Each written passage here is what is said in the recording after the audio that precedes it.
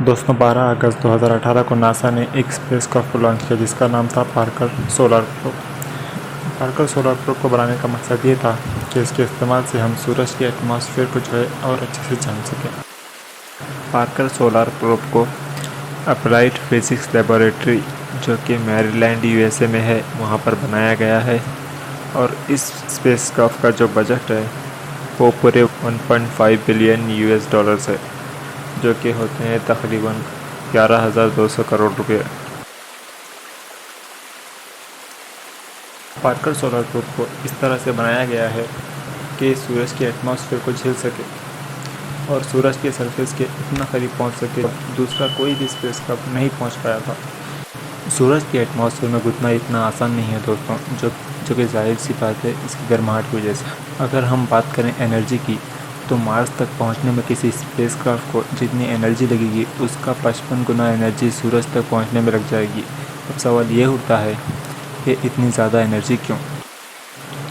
इस सवाल का जवाब इतना मुश्किल नहीं है दोस्तों, क्योंकि हमारी ज़मीन जो है वो सूरज के तरफ तकरीबन 67,000 माइल्स पर आवर जो कि लगभग 30 किलोमीटर पर सेकंड की स्पीड है, इस रफ्तार से सूरज की तरफ घूम रही है और यही स्पीड पार्कर सोलर प्रोब पर भी साइडवेज अप्लाई होगी।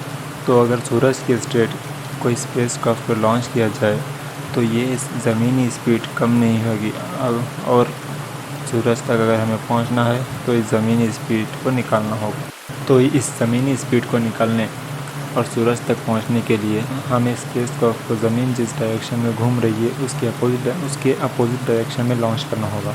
इसका मतलब हम स्पेसक्राफ्ट को लेटा कर नहीं लॉन्च करेंगे, लॉन्च तो स्ट्रेट ही होगा, मगर आगे जाकर स्पेसक्राफ्ट अपनी डायरेक्शन बदल लेगा। अपने 7 साल के सफ़र में पार्कर सोलर प्रोब सूरज के ऑर्बिटल चक्कर लगाएगा, जैसे कि हमारे सोलर सिस्टम का हर एक प्लैनेट लगा रहा है, और इस सफ़र में हमें वीनस की ग्रेविटी इसकी मदद करेगी।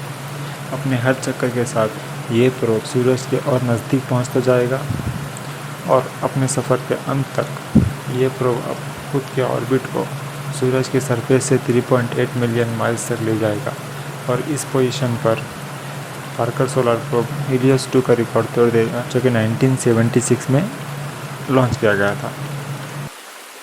हर चक्कर में पार्कर सोलर प्रोब कोरोना से होते हुए गुजरेगा और हर बार सोलर विंड का सैंपल लेगा और कोरोना को स्टडी करेगा। अब कोरोना का नाम सुन के इसे कोविड-19 ना समझना। यहाँ पर कोरोना असल में सूरज का जो एटमॉस्फेयर है उसका सबसे आउटरमोस्ट पार्ट है। सूरज के एटमॉस्फेयर के टोटल 4 लेयर्स हैं। पहला फोटोस्फेयर, दूसरा क्रोमोस्फेयर, तीसरा ट्रांजिशन रीजन और चौथा है कोरोना, जो कि एटमॉस्फेयर में सबसे बाहरी लेयर है। तो देख लो भाई लोग, कोरोना कितना डेंजर है। सूरज ने भी इससे 3 लेयर्स की दूरी बना के रखी है, तो आप लोग भी दूरी बनाओ, मास्क लगाओ। पार्कर सोलर प्रोब में इमेजिंग और मेजरमेंट का एक ऐसा कॉम्बिनेशन है जो कि कोरोना को समझने में एक नया रेवोल्यूशन लाएगा और सोलर विंड के ओरिजिन और उसके बदलाव के बारे में हमारे नॉलेज को भी बढ़ाएगा। पार्कर सोलर प्रोब अपने सफ़र में 6,92,000 किलोमीटर की रफ्तार तक पहुंचेगा और दोस्तों ये रफ्तार इतनी ज़्यादा है कि इससे आप 200 किलोमीटर से ज़्यादा का डिस्टेंस बस 1 सेकंड में पार कर लोगे। और जब पार्कर सोलर प्रोब कोरोना से गुजरेगा, इसकी सोलर शील्ड पर करीब 2500 डिग्री फ़ारेनहाइट यानी 13 से 77 डिग्री सेल्सियस तक का टेम्परेचर पड़ेगा, जबकि इसका पेलोड जो है वो रूम टेम्परेचर पे ही रहेगा। और पेलोड के बारे में जान लो, पेलोड स्पेसक्राफ्ट का वो हिस्सा होता है जहाँ पर मिशन का डेटा स्टोर किया जाता है। तो चलिए दोस्तों, अब ये जानते हैं कि पार्कर सोलर प्रोब अपना मिशन मेल्ट हुए बगैर कैसे पूरा करेगा। जैसा कि हमको पता है कि सूरज की गर्मी बहुत ज़्यादा है और कोई भी मेटल गर्मी के सामने आएगा तो मेल्ट ज़रूर होगा। दुनिया की ऐसी कौन सी चीज़ है जो सूरज की इतनी ज़्यादा गर्मी को झेल पाएगी और उसके आगे टिक पाएगी? क्योंकि कोरोना लेयर में जो भी मटीरियल घूम रहा है उसका टेम्परेचर 3 मिलियन डिग्री फ़ारेनहाइट होगा। तो साइंटिस्ट कहते हैं कि इस सवाल का जवाब हीट और टेम्परेचर का जो डिफरेंस है उसके बीच में छुपा है। कोरोना की लेयर जो है वो बहुत ही बारीक है और इसमें हीट ट्रांसफ़र करने के लिए जो पार्टिकल चाहिए होते हैं वो बहुत ही कम है। इसी वजह से चाहे कोरोना का टेम्परेचर 3 मिलियन डिग्री फ़ारेनहाइट क्यों ना हो, प्रोब के हीट शील्ड पर 2500 डिग्री फ़ारेनहाइट तक का ही टेम्परेचर ट्रांसफ़र हो पाएगा। लेकिन इतना टेम्परेचर भी प्रोब के साइंटिफिक इंस्ट्रूमेंट के लिए बहुत ज़्यादा है। अगर हम किसी बहुत गर्म चीज़ के बारे में सोचें तो भी हमारे दिमाग में सबसे पहली चीज़ जो आती है वो है लावा, जो कि वोल्केनो से निकलता है। उसका भी टेम्परेचर 1300 से 2200 डिग्री फ़ारेनहाइट तक होता है। तो जो टेम्परेचर पार्कर सोलर प्रोब की हीट शील्ड पर पड़ेगा वो लावा से भी ज़्यादा होगा।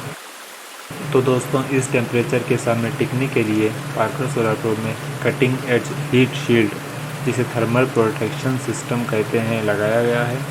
ये शील्ड कार्बन कंपोजिट फोम से बनी है, जिसे 2 कार्बन प्लेट्स के बीच में रखा गया है, बिल्कुल एक सैंडविच की तरह। और प्रोब के सन फेसिंग साइड को एक वाइट सेरेमिक कोटिंग से कवर किया गया है, ज़्यादा से ज़्यादा हीट को रिफ्लेक्ट करने के लिए। इसके अलावा पार्कर सोलर प्रोब में 1 गैलन पानी इसके सोलर एरेस के ज़रिए सर्कुलेट होता रहेगा, और ये पानी सोलर एरेस से गर्मी को एब्जॉर्ब करेगा और स्पेस में छोड़ देगा। तो दोस्तों, यहीं पर इस वीडियो को ख़त्म करते हैं। अगर वीडियो अच्छी लगी हो तो एक लाइक कर दो। मुझे सपोर्ट करने के लिए चैनल को सब्सक्राइब करो, और वीडियो कैसी लगी ये कमेंट करके ज़रूर बताना दोस्तों। और वीडियो को ज़्यादा से ज़्यादा शेयर करो। तो फिर अगली वीडियो में मिलते हैं, तब तक के लिए बाय बाय।